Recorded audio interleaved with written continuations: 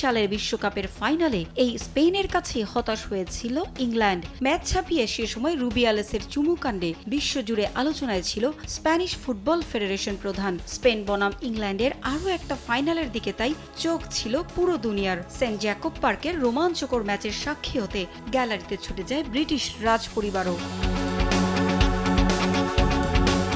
ম্যাচের শুরু থেকে আধিপত্য বিস্তার করে স্পেন। ইংল্যান্ডকে হতাশ করে একের পর এক আক্রমণে যায় তারা। প্রথমবারের মতো মহাদেশীয় শ্রেষ্ঠত্বের মঞ্চে ওঠা দলটার সঙ্গে পেরে উঠছিল না দ্য লায়নেসেস। 25 মিনিটে মারিওনা কালদেন্তের হেডে করা দুর্দান্ত গোলে লিড নেয় স্পেন।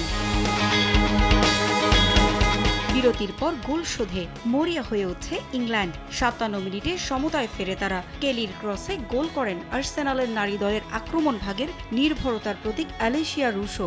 1-1 গোলের সমতায় নির্ধারিত সময় শেষ হয়। এরপর খেলা গড়ায় অতিরিক্ত সময়ে, সেখানেও নেই গোলের দেখা। হতাশ করে দু দলের ফুটবলাররা। শেষ পর্যন্ত টাই ব্রেকারে গড়ায় ম্যাচ।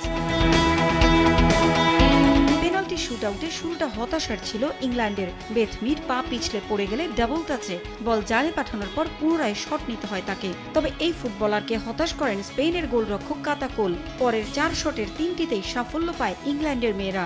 আসরে স্পেনের সাফল্যের বড় অংশ জুড়ে ছিলেন আইতানা বনমাতি।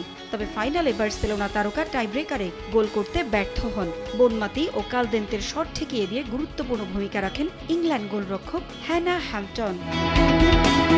এরপর ইংল্যান্ডের লিয়া উইলিয়ামসনকে হতাশ করেন কোল। পরের শটে সালমা প্যারালুয়েলা ব্যর্থ হলে ম্যাচ হেলে পড়ে ইংল্যান্ডের দিকে। শেষ শটে ক্লোই কেলির সঙ্গে পেরে ওঠেননি স্পেনের গোলরক্ষক। এরপরই জ্যাকব পার্কে শুরু হয় ইংল্যান্ডের উৎসব। স্পেনের প্রথম শিরোপার স্বপ্ন ভেঙে বিশ্বকাপে হারের শোধ নেয় তারা। নারী দলের এমন সাফল্যের পর সুইজারল্যান্ড থেকে উৎসব ছড়িয়ে পড়ে ইংল্যান্ডে। রাস্তায় নেমে আসেন হাজার হাজার দর্শক। নেচে গিয়ে নারী ফুটবলারদের সাফল্য উদযাপন করেন তারা। আগামী বছর 2026 বিশ্বকাপে হ্যারিকেইনদের কাছেও এমন সাফল্যের প্রত্যাশা সমর্থকদের। সময় সংবাদ।